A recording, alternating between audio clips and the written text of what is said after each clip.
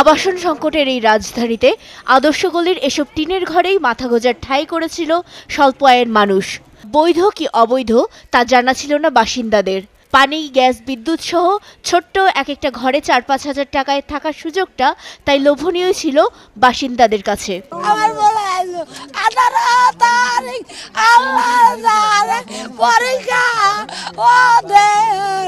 কিন্তু বুধবারের দুর্ঘটনা কেবল দেবে যাওয়া ঘরে নয়, বরং কাঁপন ধরিয়েছে আশেপাশের টিনের ঘরগুলোর বাসিন্দাদের জীবনেও। আতঙ্ক চারিদিকে, কারণ ফাটল ধরেছে আরও কয়েকটি বাড়িতে।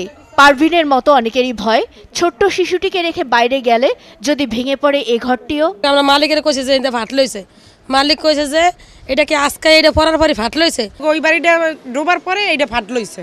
তখন বা আমি চিল্লাইতেছি যে এই বাড়িটা তো ফাটে যাইতেছে, কিভাবে আমরা থাকবো? বাড়ি এলাকায় আপনি এত চিল্লাচিল্লি করেন কিসের জন্য?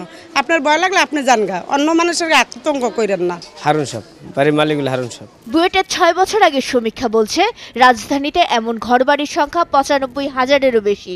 সরকারি সমীক্ষা বলছে রাজধানীতে 44% মানুষের বসবাস এমন ঝুঁকিপূর্ণ আর অস্বাস্থ্যকর পরিবেশে, অথচ স্কয়ার ফুটের হিসেবে তাদের ভাড়া গুনতে হচ্ছে গড়ে 42 টাকা। আর অভিজাত পাড়ার বড় বড় ফ্ল্যাট আর আলিশান বাড়ির বাসিন্দারা সেখানে ভাড়া দিচ্ছেন 34 থেকে 36 টাকা।